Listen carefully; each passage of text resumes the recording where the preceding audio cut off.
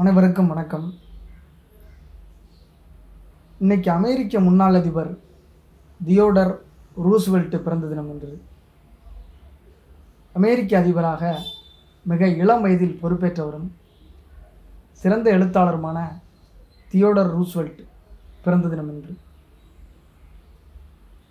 New York நகரின் Manhattan பகுதியில் செல்வச் செழிப்பான குடும்பத்தில் 1858 பிறந்தவர். தந்தை வியாபாரி, பெரும்பாலும் வீட்டிலேயே கல்வி கற்றார். தளராத முயற்சியால் தனது பலவீனங்களையும் பலமாக மாற்றிக்கொண்டது இவரது தனிச்சிறப்பு. விலங்கியலில் அதிக நாட்டம் கொண்டிருந்தார்.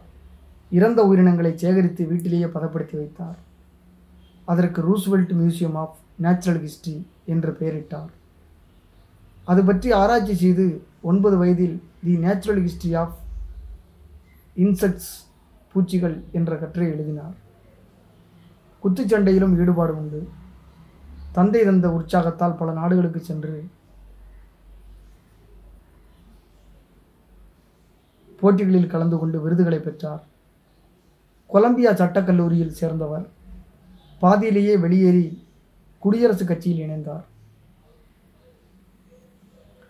மனைவியும் மகளும் அடுத்தடுத்து இறந்த பிறகு தனிமையில் வாழ்ந்தார். ஏராளமான புத்தகங்களை படித்தார். 1888 நடந்த அதிபர் தேர்தலில் பெஞ்சமின் ஹாரிசனுக்கு பிரச்சாரம் செய்தார். பெஞ்சமின் அதிபரானதும் இவரை சிவில் சர்வீஸ் ஆணையராக நியமித்தார். 1894 நியூயார்க் நகர போலீஸ் கமிஷனர் ஆனார். ஊழல் மலிந்திருந்த காவல்துறையை அடியோடு மாற்றினார். கடற்படையில் இவருக்கு முக்கிய பொறுப்பு வழங்கப்பட்டது. அப்போது நடந்த அமெரிக்க ஸ்பெயின் போரில் சிறப்பாக பங்காற்றினார். அரசியலில் மீண்டும் முனைப்புடன் இறங்கி நியூயார்க் மாநில ஆளுநராக மாறினார். 1896 அதிபர் தேர்தலில்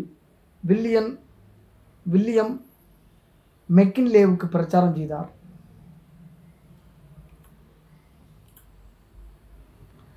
அவர் அதிபரானார். இவர் துணை அதிபரானார். அதிபர் மெக்கின்லே 1901 படுகொலை செய்யப்பட்ட போது துணை அதிபராக இருந்த தனது 42 வயதில் அமெரிக்க வரலாற்றிலேயே இளம் வயதில் அதிபராக மாறினார். பாதுகாப்பு, பொருளாதாரம், போக்குவரத்து மற்றும் சேவைகள், உணவு பாதுகாப்பு, சுற்றுச்சூழல் பாதுகாப்பு என அனைத்து துறைகளையும் மேம்படுத்தி பல சீர்திருத்தங்களை கொண்டு வந்தார். நாட்டின் கொள்கைகளை மறுசீரமைப்பு செய்தார். செல்வாக்கு மிக்க தலைவராக திகழ்ந்தவர். 1904 தேர்தலில் வெற்றி பெற்று மீண்டும் அதிபரானார். சிறந்த வெளிநாட்டு கொள்கைகளை வகுத்தார். கியூபா, பிலிப்பைன்ஸ் உள்ளிட்ட நாடுகளுக்கு உதவியதோடு உலக பொருளாதாரத்தை மேம்படுத்தவும் பல உதவிகளை வழங்கினார். 1909 பதவிக்காலம் முடிந்த பிறகு அமேசான் வனப்பகுதிக்கு சென்று வாழ்ந்தார். மீண்டும் எழுத்துப் பணியை தொடங்கினார்.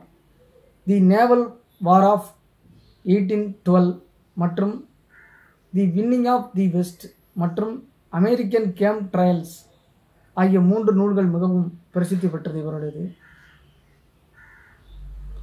தலைவர்களாலும் மக்களாலும் டெடி மற்றும் டிஆர், அதாவது டிஆர் அப்படின்னா தியோடர் ரூஸ்வெல்ட் என்று அழைக்கப்பட்டார்.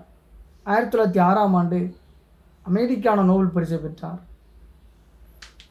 தலைமை பண்பு மிக்கவர், உயர்ந்த லட்சியங்கள் கொண்டவர், தொலைநோக்கு சிற்பி என்று பெயர் பெற்ற தியோடர் ரூஸ்வெல்ட் 61 வயசு.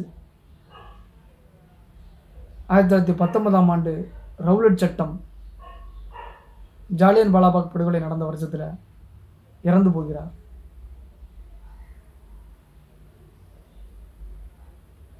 மிகவும் ஒரு முக்கியமான ஒரு ஆளுமை அமெரிக்க முன்னாள் அதிபர் தியோடர் ரூஸ்வெல்ட்.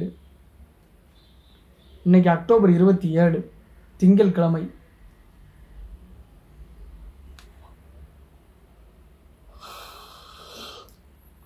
இவரை நம்ம சந்திச்சிருக்கிறோம். காலையிலேயே எவ்வளவு கொட்டாய் வருது. ரொம்ப ஒரு முக்கியமான ஒரு ஆளுமையை நம்ம சந்திச்ச மகிழ்ச்சியோட இந்த நாளை நாம் இனிதே நிறைவு செய்கிறோம். நன்றி, வணக்கம். நாளைக்கு ஒருத்தரை பார்க்க இருக்கிறோம். யார் அவருங்க அப்படின்னு நாளைக்கு சகோதரி அப்படின்ற அழைக்கப்படுறவங்க அவங்கள பார்க்க இருக்கிறோம். நன்றி, வணக்கம்.